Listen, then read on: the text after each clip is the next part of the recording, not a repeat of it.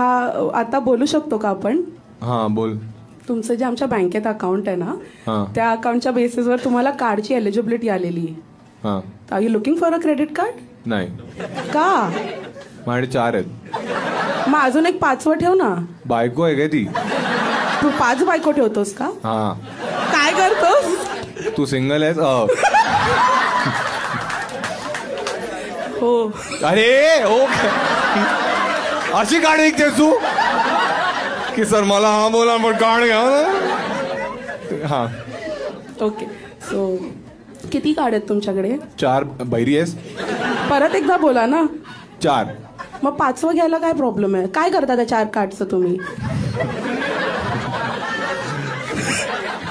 कोणाच्या? मग 5वं पण टाक.